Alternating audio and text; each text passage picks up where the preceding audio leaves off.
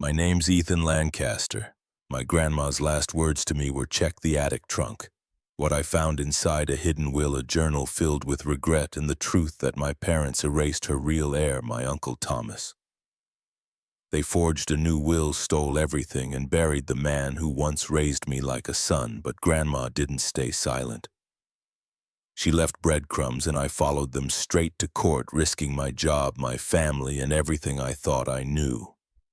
What started with a whisper ended with the kind of truth that tears families apart and sometimes puts them back together.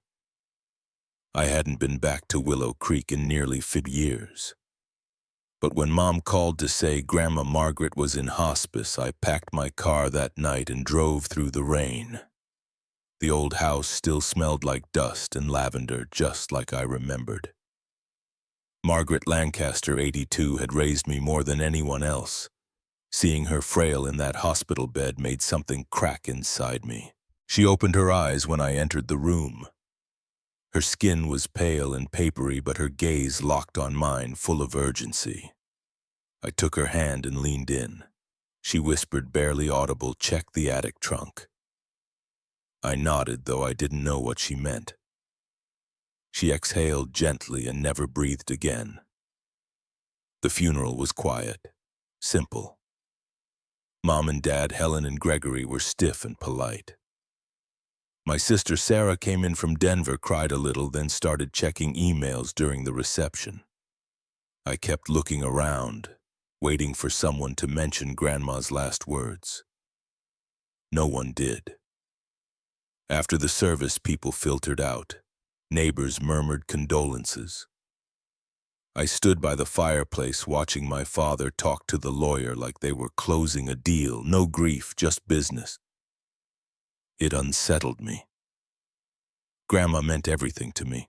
She was the reason I became an architect, the one who told me stories of the town when I was a kid, who believed in me when no one else did. The idea that her death was just another item on a checklist for my parents made me sick. That night I stayed in her room. The hospice bed had been wheeled out, but her scent lingered on the old patchwork quilt. I lay there with my eyes open, staring at the ceiling.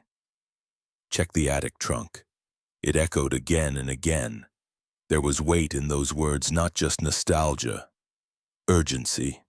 Purpose. At 2 a.m, I gave up trying to sleep. I crept through the hallway and climbed the stairs. The attic door creaked the same way it did when I was a kid, sneaking up there for hide and seek. I pulled the cord and the folding stairs groaned under my weight. The attic was exactly how I remembered it. Dust motes danced in the shaft of moonlight cutting through the small window. Boxes, lamps, old photo albums. And there it was. Against the far wall, beneath a moth-eaten quilt, the trunk. Wide cedar with brass latches. I pulled it forward. It was locked. I searched around, nothing. Then I remembered how Grandma used to hide spare keys in picture frames. I walked downstairs, scanned the hallway. Behind the photo of her and Grandpa in Yellowstone taped to the back was a small rusted key. My hands trembled as I unlocked the trunk. The lid creaked open slowly. Inside were bundles of letters tied in string, a thick leather-bound journal, and a folder labeled 2015. I reached for the journal first. The cover was worn, the initials ML embossed in faded gold. I hesitated. There was something sacred about opening it. I ran my fingers over the cover, trying to feel her presence again. The smell of cedar filled my nose. I opened to the first page. Her handwriting, slanted, neat, unmistakable. January 3rd, 2015. I feel a deep ache tonight. I know they will come for me again soon. Gregory has been pressing me harder about the estate. I feel trapped, alone. I closed the journal, my heart pounding. My father's name. The estate. What was this? I picked up the folder. Inside were notarized documents, an old will, financial papers, and a typed letter signed in blue ink. My eyes scanned the contents. I wasn't sure what I was looking at, but I knew it was important. Something about the dates, the signature, the names listed. It all felt off. I heard the wind pick up outside. The trees rustled, scraping against the roof. The house moaned softly like it was holding its breath. I glanced back toward the attic stairs. The house was silent. I sat down on the floor, the journal in my lap, the moonlight falling across the page as I began to read. That's when I started to understand that my grandmother's last words weren't a mystery. They were a warning. The longer I sat there, the colder it got. The journal shook slightly in my hands, whether from nerves or the chill I couldn't say. I placed it aside and pulled out the folder again, this time determined to understand what I had found. There were several pages, crisp and official-looking, each bearing stamps and signatures. One caught my attention right away. A will dated March 2nd, 2015. I scanned the page and froze when I saw the name listed as the main beneficiary. Thomas Wade. It took a moment for the name to register. Uncle Tommy, my grandmother's younger brother. I hadn't heard his name in over 20 years. He disappeared from family gatherings when I was still in middle school. Every time I asked, my dad would just say, "He moved out west, wanted nothing to do with us." And that was that. The family never spoke of him again. But this document suggested something entirely different. According to the will, my grandmother had left the bulk of her estate, including this very house, her savings, and even her collection of antique jewelry, to Thomas. My father and mother were mentioned, but only as recipients of a small trust fund, nothing more. This didn't match what the lawyer had read at the funeral. That version named Gregory and Helen as sole inheritors. I felt heat rush to my face. Had there been a second will? Had this one been hidden on purpose? My mind churned as I shuffled through more papers. Letters, most of them in my grandmother's handwriting, some addressed to Thomas, others unsent. There was also a return envelope postmarked from Arizona but unopened, addressed to Margaret. Her handwriting had gotten shakier by then. I opened it carefully. Inside was a short note from Thomas, just a few lines. Margaret, I wish things had turned out differently. I never blamed you. I only wanted the truth to matter to someone. Take care of yourself. I won't write again. I swallowed hard. The words held sadness but not bitterness. It was the voice of someone who had given up on being heard. I turned back to the journal, flipping through entries from spring and summer 20. Over and over the same themes appeared: pressure, guilt, regret. Gregory wanted the assets transferred to him, and Helen citing concerns about Margaret's ability to manage the property. She resisted, but eventually something changed. The last few entries were scattered and vague. No mention of Thomas, only a note about seeing a lawyer and being too tired to argue anymore. It was then that I realized this trunk wasn't just a container of memories.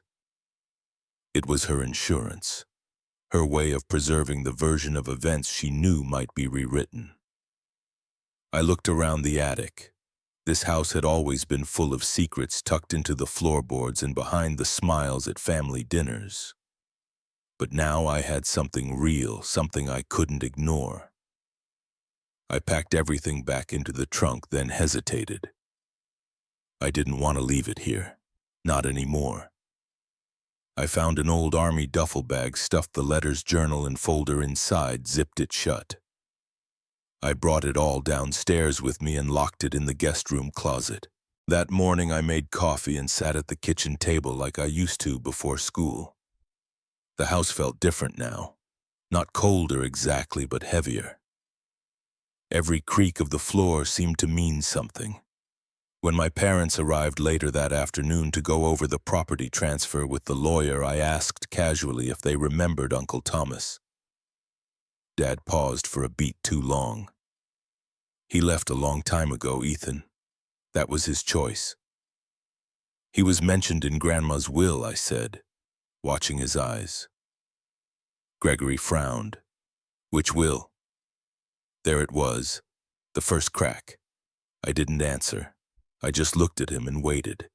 He picked up his coffee, drank, and left the room without another word. Whatever had happened all those years ago, I was beginning to understand it wasn't just a family rift. It was a betrayal. That night, after my parents had gone, I sat at the desk in Grandma's room and opened the journal again. I needed to know what happened to follow the breadcrumbs she had left. Her entries shifted between daily reflections and vivid recollections of past years. But one page dated November 12, 1999, stopped me cold. Today, Gregory and Helen came by unannounced. They brought paperwork, legal drafts, and arguments. They say I'm too old to manage the estate.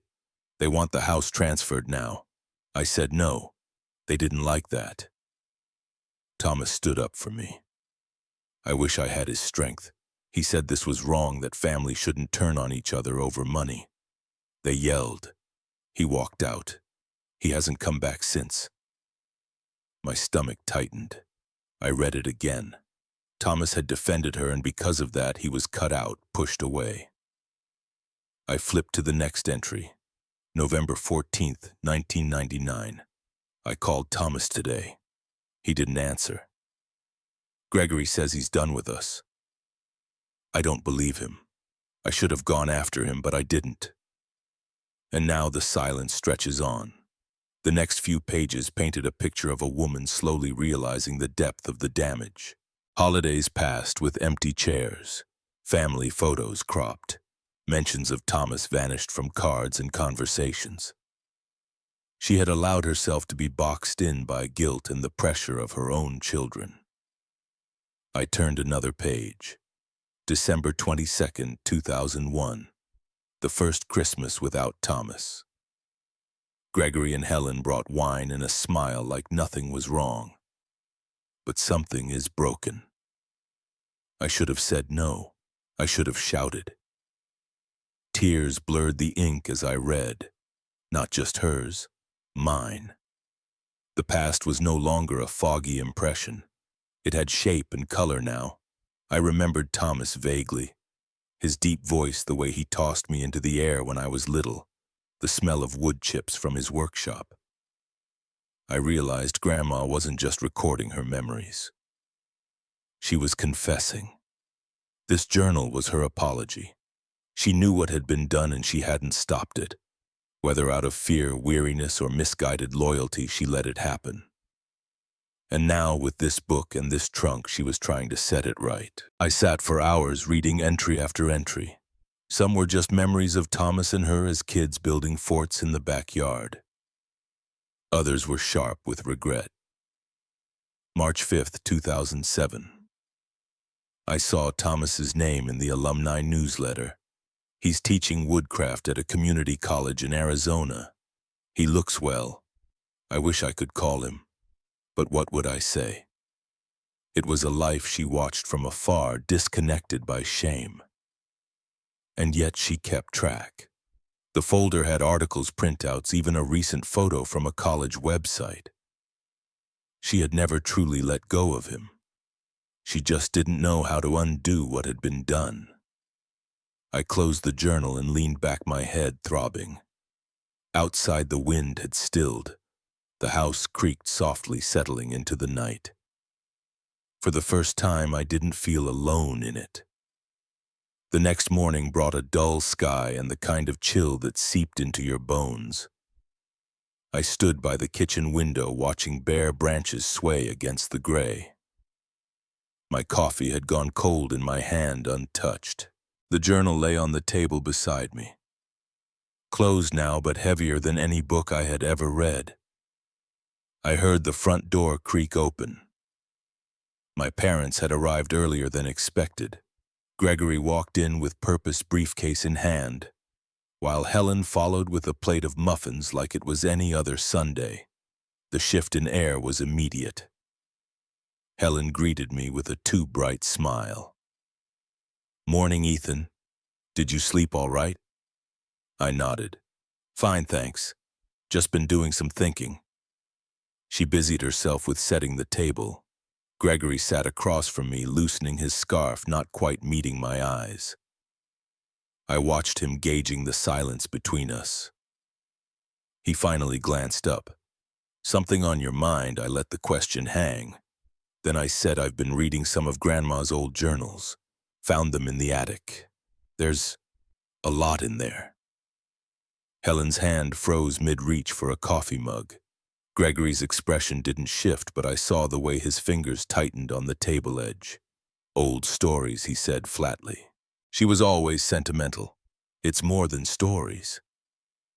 "I found a will, one dated 2015. It named Thomas as the primary heir." Helen sat down slowly. Gregory stayed still. The silence stretched. "You know how confused she got in her last years, Ethan?" Gregory's voice was even. "She wrote all kinds of things that didn't make sense. She had it notarized. It's legally binding." Gregory didn't flinch, but his eyes turned colder. "Some things are better left buried." Helen reached for his hand under the table. I saw her squeeze it. She looked at me, her face softening. "We all loved her. But Thomas, he made his choice a long time ago. Did he? Or did we push him into it?" Neither of them answered. Gregory stood abruptly and went to refill his coffee, his back to me. Helen started rambling about needing to organize old photos for the memorial album. The tension was thick, but no one acknowledged it. That evening we sat down for dinner. Sarah had flown back, so it was just the four of us. Roasted chicken, mashed potatoes, the same meal Grandma used to make every Sunday. It should have been comforting. It wasn't. Halfway through, I put down my fork. "Dad, did you ever try to reach out to Thomas after he left?" He didn't look up. "No." "Why not?" "Because he didn't want to be part of this family anymore. Or maybe he didn't want to be part of what this family became." Gregory looked at me now, really looked. There was a flash of something beneath the surface. Not anger, not guilt, something more guarded. "He made his choices, Ethan, and we made ours. Let it rest." Helen picked at her plate in silence. I looked at her. "Did you ever talk to Grandma about it? Did she ever mention Thomas?" She shook her head too quickly. "No, not really. But I could see it, the discomfort, the strain." I finished my meal in silence. No one asked me another question. Afterward, I helped clear the table. Gregory went to his study. Helen disappeared upstairs. I sat alone in the living room, staring at the fading embers in the fireplace. The walls felt closer somehow, like the house itself was holding its breath. From the hallway, I heard footsteps. Sarah's daughter, Samantha, peeked in. She was 10, bright-eyed, too young to understand the storm building. "Uncle Ethan, were you and Grandma really close?" "Yeah, we were." She sat beside me on the rug, looking at the fire. "Mom said you found something in the attic." I hesitated. "Just some old letters." She nodded, solemn. "I liked Grandma. She always made me feel like I mattered." I put my arm around her shoulders. "Me too, kiddo." We sat there in silence until she yawned and went to bed. I remained alone with my thoughts. Something had shifted at that dinner table. Not a confrontation, not yet, but a fracture. A visible crack in the polished surface, and I was starting to see how deep it went. The next day, I pulled out the yellowed address book I had found in Grandma's nightstand drawer. Pages were dog-eared names, scratched out numbers, outdated. Near the middle, I spotted it, Maggie Calloway. No crossed out lines, no updates. Just an address on Willow Lane and a number written in blue ink that looked fresher than the rest. Maggie had been Grandma's best friend for decades, the kind who always brought pie on holidays, and knew every neighbor's business without ever sounding like a gossip. I figured if anyone knew where Thomas had gone, it would be her. She answered on the third ring. Her voice was softer than I remembered, but still carried a kind of warmth that wrapped around you. Ethan Lancaster, Lord. I haven't heard that name in years. You sound just like your grandfather. I thanked her and then gently explained why I was calling. When I mentioned Thomas, she went quiet. Meet me at the diner by the old post office, she said after a pause. Around 4. I don't want to talk on the phone. She was already seated when I arrived, wearing a burgundy coat and sipping coffee from a chipped white mug. Her eyes, still sharp behind thick lenses, studied me carefully as I slid into the booth. You found it, didn't you? She asked. I nodded. The trunk, the journal, the will. She sighed. I told her not to leave it up there, said it would only cause trouble. But your grandmother always believed in unfinished stories. And that boy, Thomas, he deserved the ending he never got. Where is he? I asked. Maggie took a sip of her coffee and lowered her voice. After everything fell apart, he left Ohio. Found a job building cabins somewhere in southern Kentucky. Keeps to himself now. Doesn't trust much. Can't say I blame him. She slid a napkin across the table with an address scribbled on it. You didn't get this from me. I drove out the next morning, past farmland and rusting barns, winding roads swallowed by forest. By the time I reached the address, the sun was dipping low. It wasn't much. A small wooden house tucked into a patch of evergreen, smoke curling from the chimney. The mailbox read T. Wade. I knocked. Silence. Then the door creaked open. He stood there, thinner than I remembered, weathered with deep lines around his eyes. His hair had gone gray, but the eyes were the same. Quiet, watchful. Thomas? He didn't answer right away. I'm Ethan. Margaret was my grandmother. He studied me. You look like your mother. Helen isn't my mother, I said. She married into the family. He stepped aside, holding the door open just enough for me to enter. Inside the house was modest. Simple furniture, books stacked on every surface, a fire crackling in the stone hearth. He motioned for me to sit, but didn't take a seat himself. She passed last week, I said. He nodded once, slow. I found the trunk, her journal, the will she left naming you. They hid it, all of it. He closed his eyes like the words physically hit him. Then he sat down across from me. I didn't come to ask for anything, I added quickly. I just wanted to hear your side. He looked into the fire. They turned her against me, Ethan. Made her believe I was trying to steal from her. I told her to write a new will, get it notarized, protect herself. She did. Then I disappeared so they wouldn't tear her apart, choosing between us. His voice cracked slightly. I thought maybe someday she'd come find me. Or write. But she never did. She never stopped thinking about you, I said. She tracked your life through newsletters, photos. She never stopped carrying the guilt. He didn't respond. We sat in silence for a while, listening to the fire. When I finally stood to leave, he walked me to the door. Thank you for coming, he said. I'll be in touch. I told him. As I drove away through the growing dark, I felt something shift inside me. The truth wasn't whole yet, but it was no longer lost. I didn't go home right away. Instead, I stopped by a gas station on the edge of town, bought a lukewarm coffee, and parked in the back lot, staring out at the empty road as the night deepened. The more I thought about Thomas, the more I realized the answers I needed weren't just buried in dusty papers and memories. They lived in him. The next morning, I drove back to his cabin.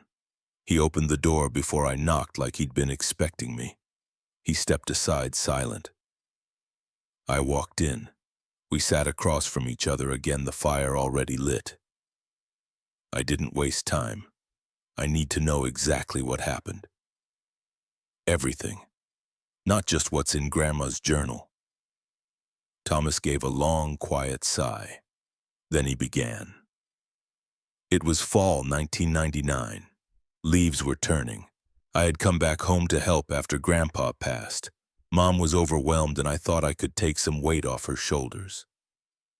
At first, everything seemed fine. We were grieving, but together. Then Gregory and Helen showed up. He leaned back, staring past me. They started pushing her, said she needed to think about the future, about preserving what we had. They told her I was unstable, that I had debts, that I'd misused family funds. None of it was true. I'd taken a short-term loan to expand the workshop and I paid it off. But they twisted it, made it sound like I was stealing from her. Did she believe them? Not at first, but they wore her down, over weeks. I remember one night clearly. Gregory took her study door off the hinges, said if she had nothing to hide, she didn't need secrets. He started combing through her files. I walked in on him once. He didn't even stop.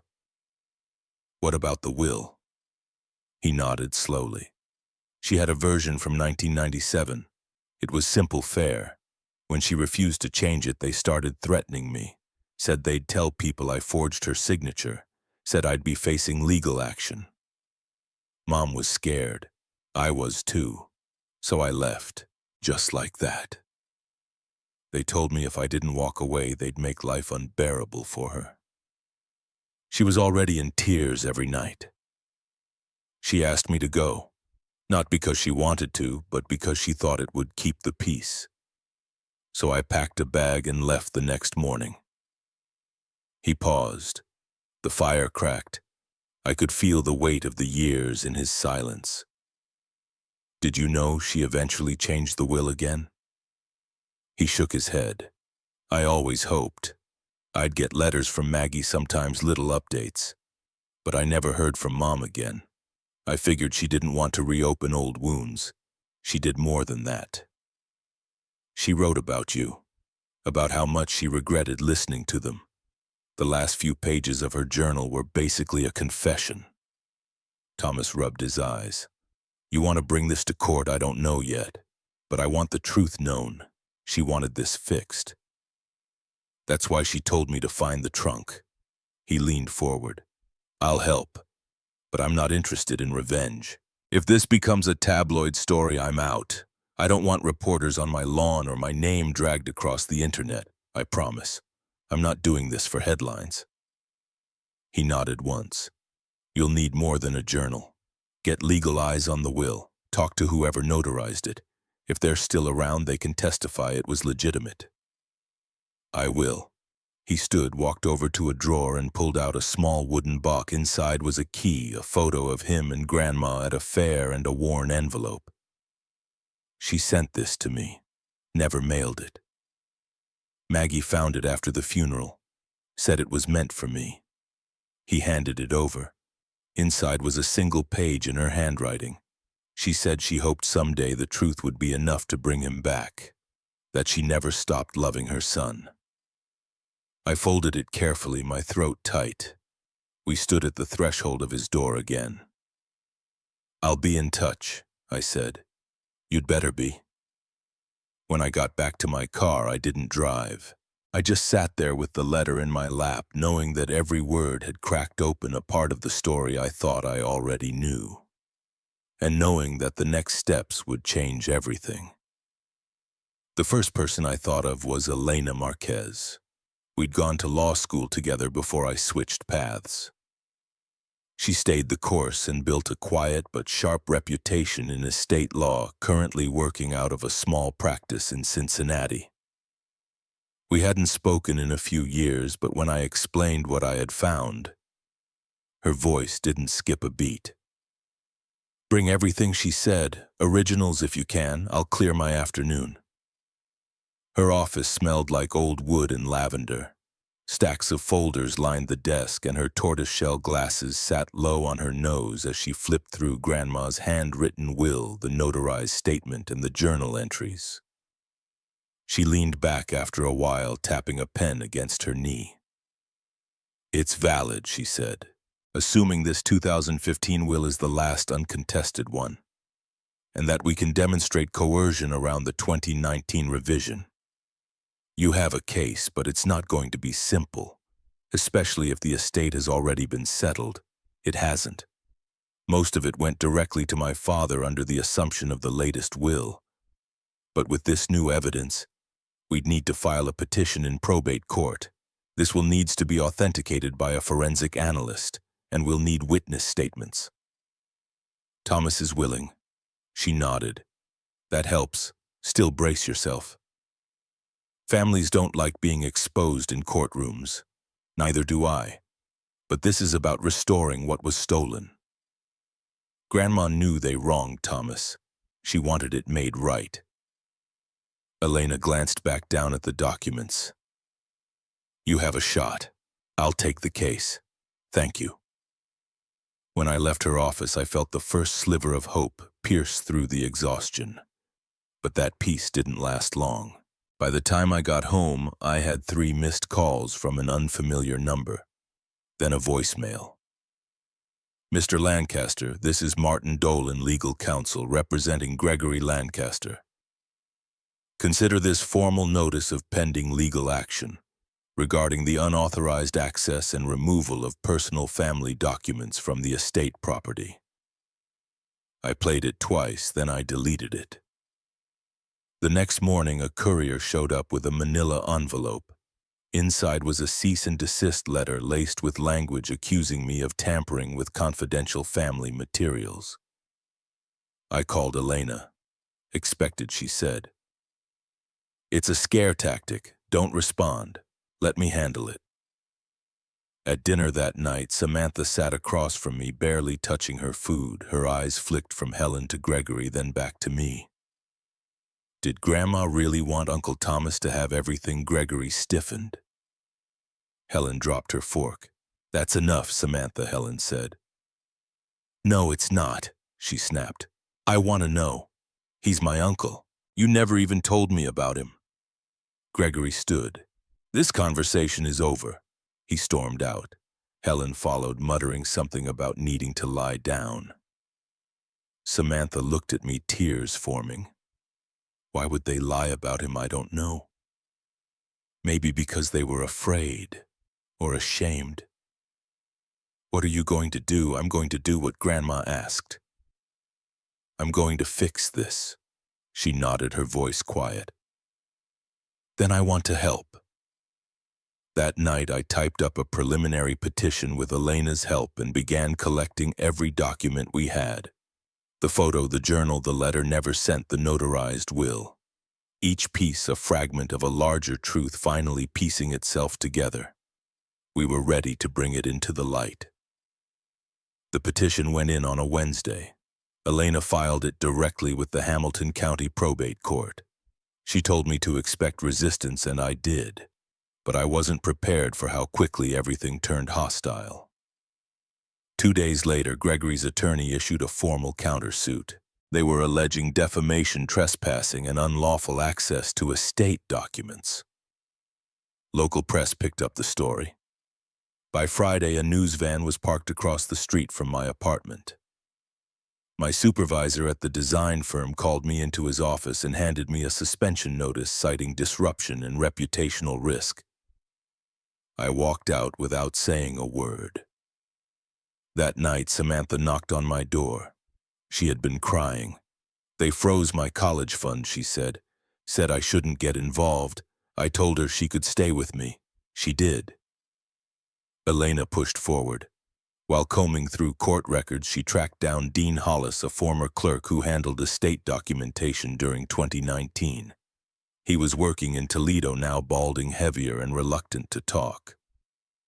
But when Elena showed him the signature samples and explained the stakes, something shifted in his face. I remember this case, he said. Your grandmother came in twice. The second time she looked nervous. She barely spoke. Gregory was doing all the talking. Do you recall who notarized it? I do. She retired 2 years ago. I can get her contact. He also agreed to testify. Elena left with a signed affidavit that very night. Meanwhile, I remembered an old friend of the family, Hank Rutledge, who used to be my grandfather's fishing buddy. He and Grandma were close. I drove out to his house in Oxford, a tiny brick home surrounded by pine. Hank was in his 80s now, but sharp. When I asked him about 2019, he frowned.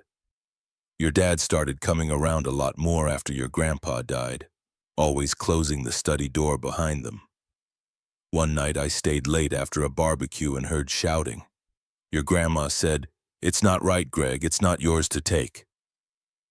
Next week she stopped answering my calls. He agreed to provide a statement.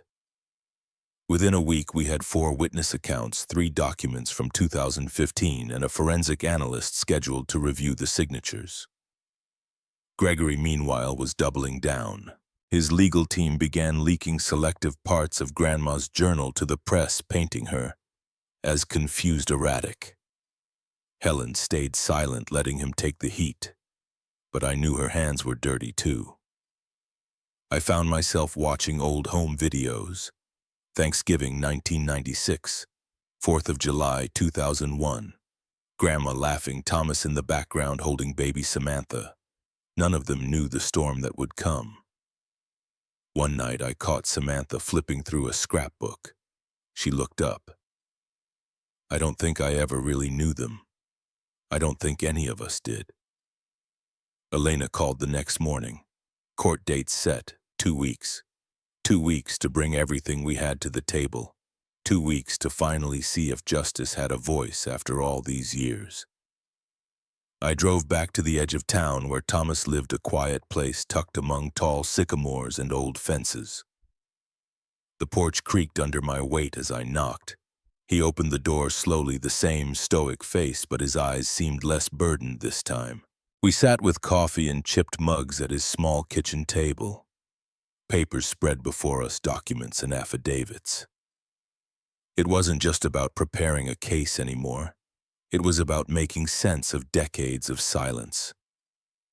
"I never expected to talk to you like this," he said. "I didn't either, but I'm glad we are." He reached for a tin box from the bookshelf and set it between us. "I've had this for years. Never opened it. It's from your grandma. She gave it to me the last time we spoke, right after the new will was signed." I opened the lid. Inside was a single envelope, yellowed slightly, with his name in her cursive. He hesitated. "You sure?" He nodded. I tore the seal gently. The letter was shorthand written and deeply personal. She apologized for letting fear dictate her choices. She said she never stopped loving him, that she regretted letting Gregory and Helen pressure her. And then at the end she wrote that she believed Ethan would be the one to set things right. When I looked up, Thomas was staring out the window.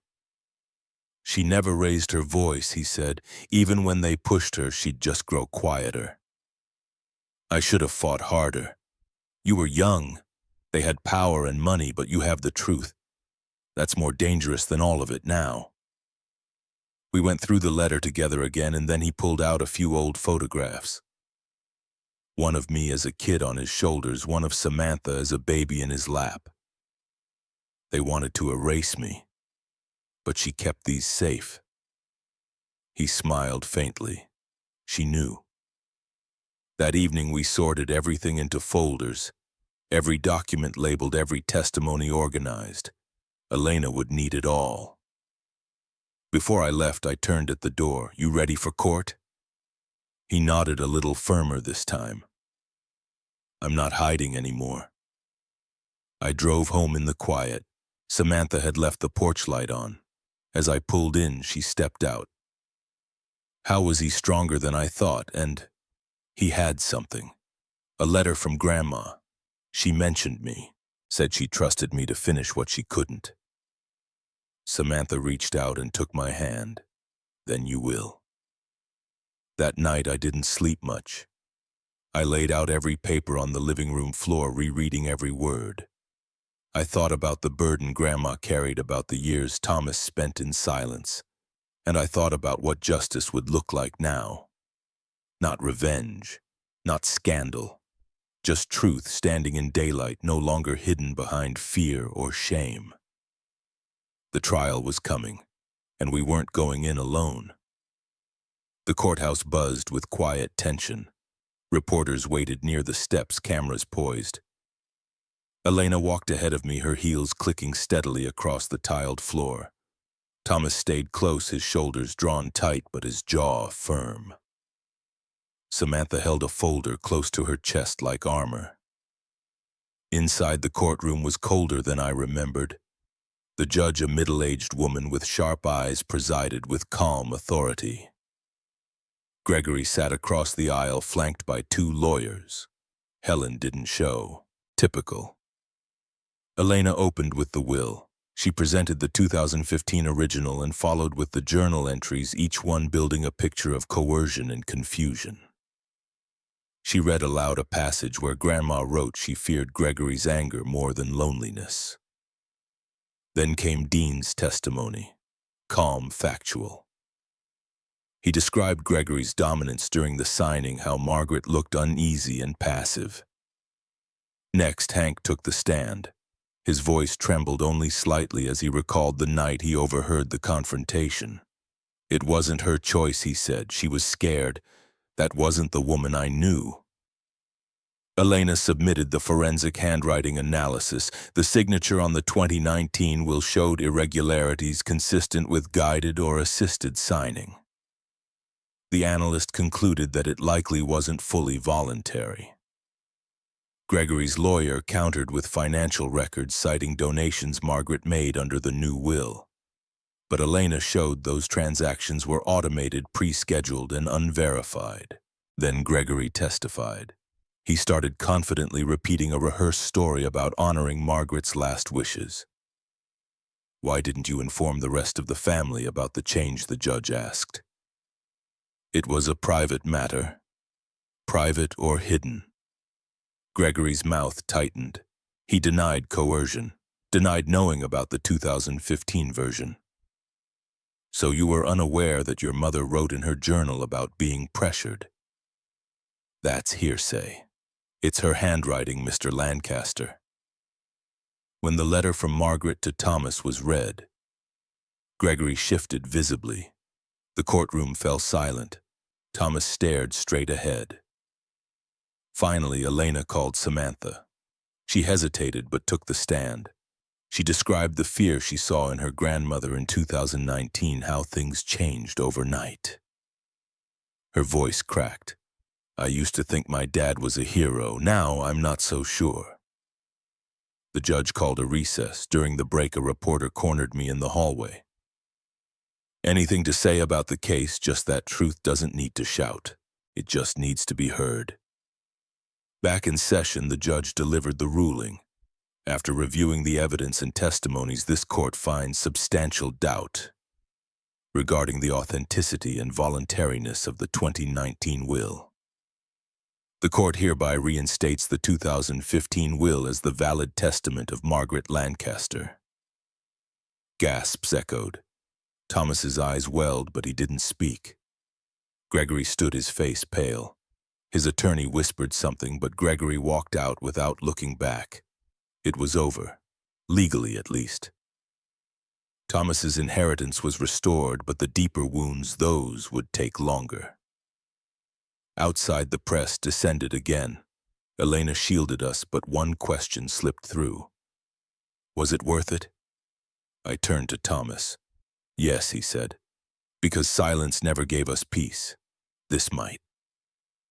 I looked up at the sky, feeling something lift. The days following the verdict were strange.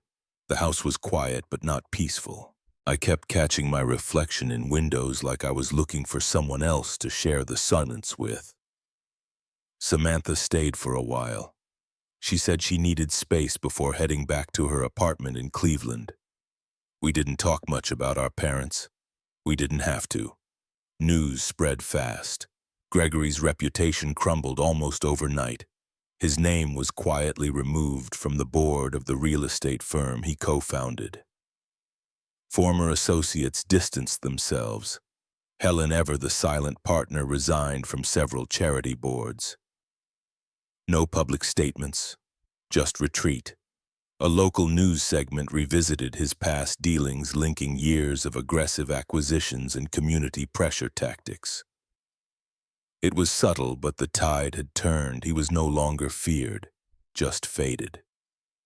Samantha and I decided to cut contact, not out of vengeance, but necessity. Some bridges shouldn't be rebuilt. Meanwhile, Thomas and I started restoring Grandma's old garden. The plot behind her house was overgrown, but beneath the weeds, the earth was soft and forgiving. We worked in quiet rhythm, pulling roots, turning soil. One afternoon, he unearthed a rusted trowel. She used to plant morning glories, he said. Every spring, let's bring them back. We reseeded the beds, patched the fencing. We found her old watering can tucked behind the shed, faded but intact. I cleaned it and left it by the porch. It felt like she was still part of it all. Living together was easier than I thought. Thomas was reserved but steady. We fell into a rhythm. He cooked breakfast, I handled repairs. He liked the local paper, I preferred podcasts. It worked. Elena dropped by with final paperwork. The estate was officially transferred per the 2015 will. No appeals, no complications. She handed me a folder. It's over, she said. Not over, just honest now. She nodded and left with a quiet smile. Returning to work was surreal. My supervisor was hesitant at first, but the department stood behind me. A few co-workers offered hushed congratulations. Most just nodded, a quiet show of respect. I appreciated the silence more than any speech. One evening, Thomas and I sat on the porch. The sky was streaked with late summer pinks and oranges. A breeze carried the scent of the garden. Do you think she knew it would come to this? I asked. She hoped. That was enough. We watched the sunset, two chairs rocking slowly. For the first time in a long while, I didn't feel like I was carrying someone else's weight. I felt like me.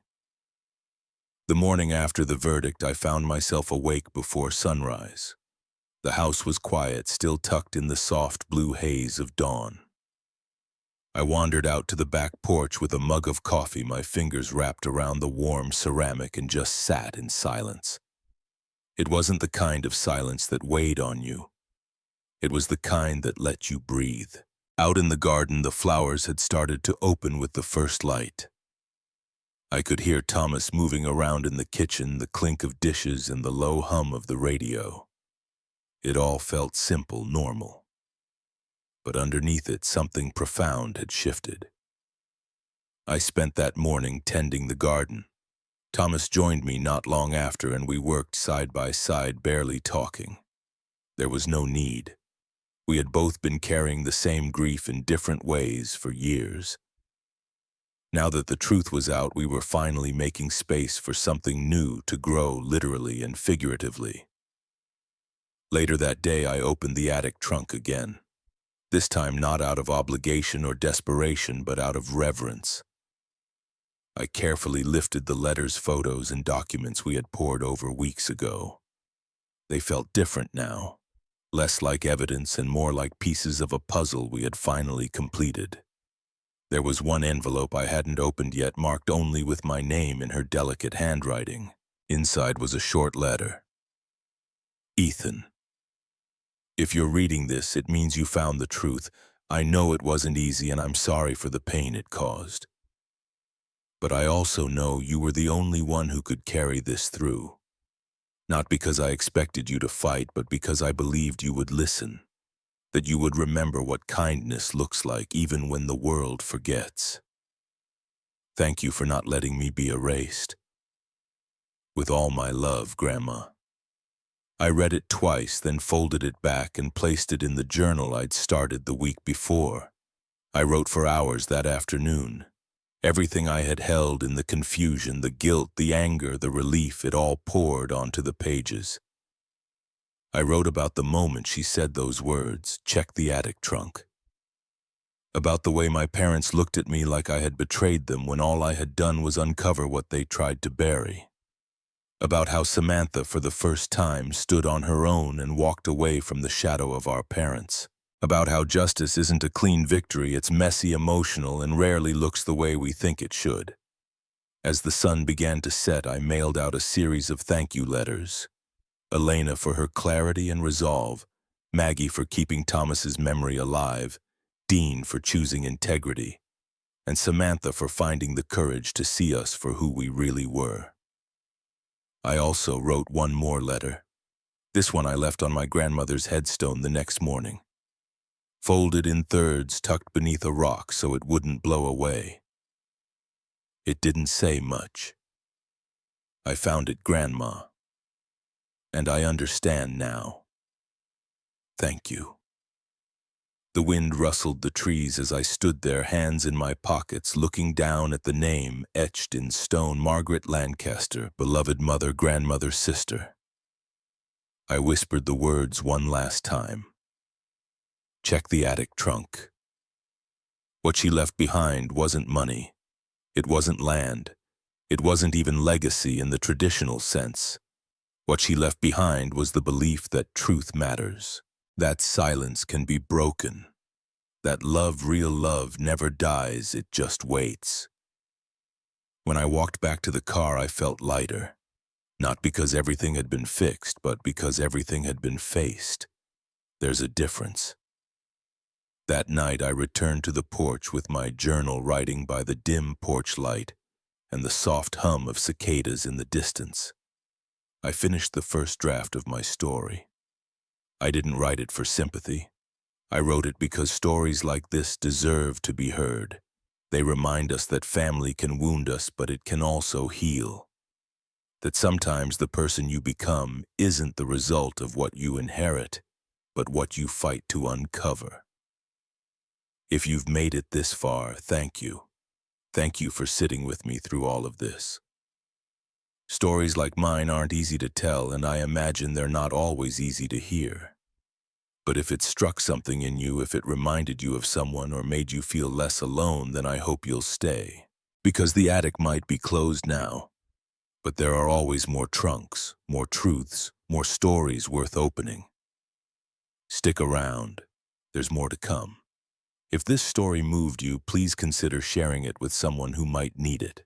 Like, comment, and let us know what truth you've been holding on to. We're listening, and we're here.